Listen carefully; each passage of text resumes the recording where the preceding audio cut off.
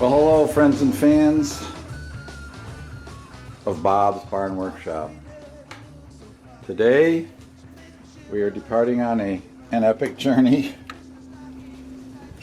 Today we start to gut the kitchen. We have our new appliances already in, all stainless. I guess they're all Samsung. What we are doing is this, I remodeled this kitchen, rechanged the floor plan around the doorway. Used to go over out through the corner here and into the laundry mudroom. And instead I blew a door through here, that one. Well, actually this one, the pocket door. And because you used to have to go through the kitchen and around through that door and into the laundry room and out this door to go downstairs to the family room. Well, that was no connection of the flow of the house at all, so I blew this door through here and sealed that one up. Anyway, what we're doing is I built the countertops, I installed the cabinets, I wallpapered, I did whatever wiring was necessary. So what we're doing today, we're going to strip all the wallpaper. The old wallpaper is starting to fail, the joints are starting to come off. It's been 25-30 years. Wallpaper joints are starting to fail, so they're all coming down. All the backsplash is coming off. I'm going to loosen up the counters because they're getting replaced. This whole dining room area, sorry about the wash out of the light, whole dining room area while the wallpaper is going all the way to the hallway, beginning of the hallway there. And you can see the wood edges that I built years ago. Probably the most delicate piece of wood I ever built out of oak. That corner edge. So we'll just have to knife down those with a utility knife. The wife's going to get the steamer. We're going to have to cut around all the door casings with a utility knife to cut the paper loose. I'm probably going to pull the baseboard off because the wife wants me to put wainscoting in here. And it's probably just going to look like batten and board. So there's just going to be a wider board across the top and narrow ones down. So this is going to be a long project. But we got brand new quartz countertops coming in a few days.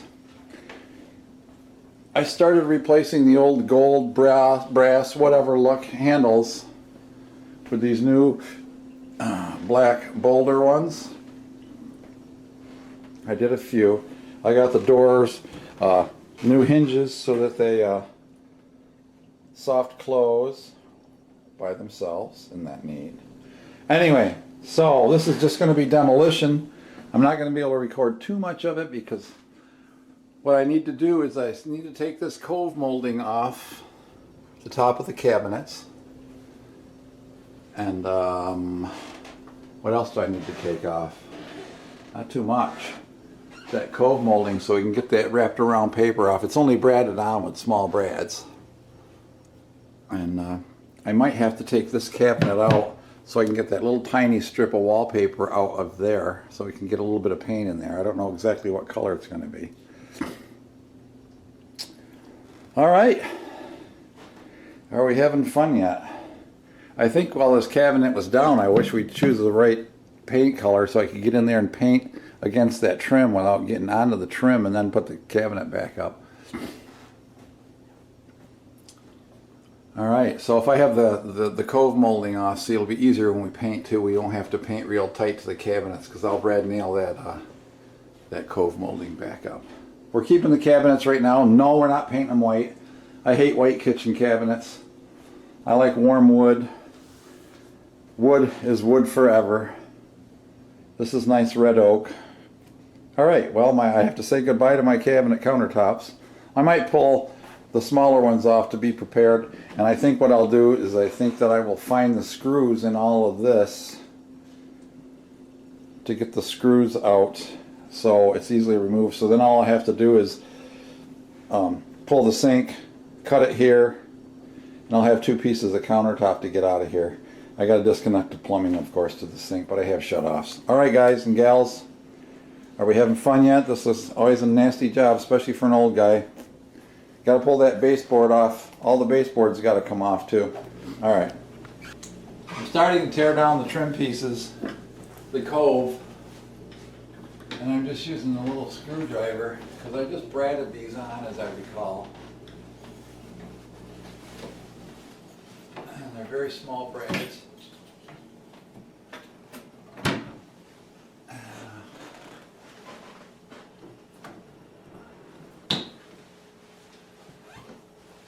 This is the longest piece. It goes almost all the way to the quarter, but not quite.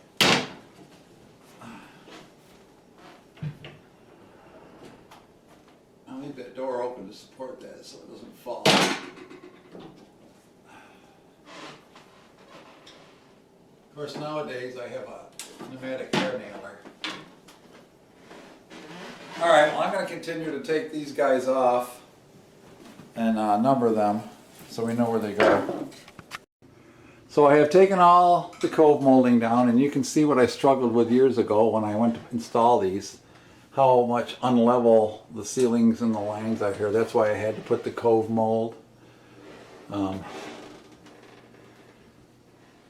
Big gap there, but I need to make it made up with that over there, so I had to drop them down to match whatever I could. But they're there, and that's it. What I'm doing right now is I'm loosening the countertops up. All I'm doing is going inside the drawers, and the doors where I had put screws, and now they're loose. And you can see the corner braces are where the screws are. So let's see if I can see up in there. I see my V8. I like V8. There's 2 screws up in here, and it's just too crowded to get a drill gun in there. Here it is, right here. Huh? So I just been unscrewing them. They're not super tight or nothing. You just kind of got to be able to reach them.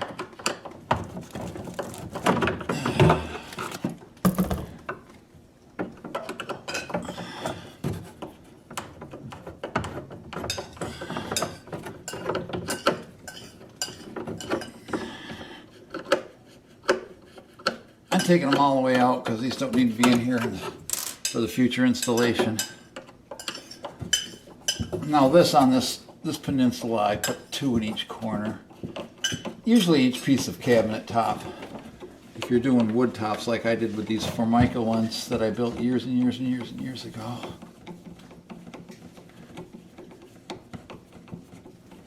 This isn't double thickness. I thought it was, but it isn't. So there's the end of this island, or whatever you want to call it, peninsula, is free. I did this myself, so I got nobody to complain to except me.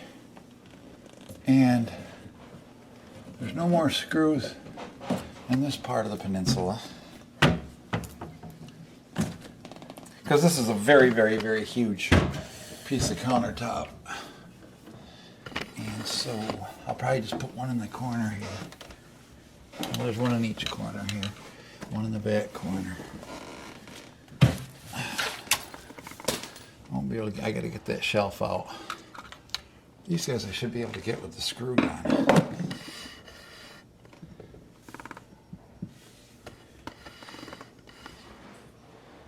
You can see the screw up in the screw up. The screw up in the corner. And I'll shove that guy in there so I can see.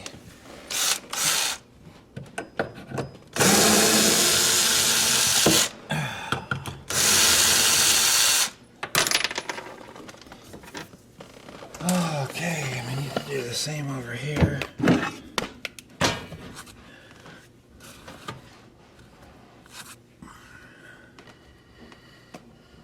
Over the hills and far away.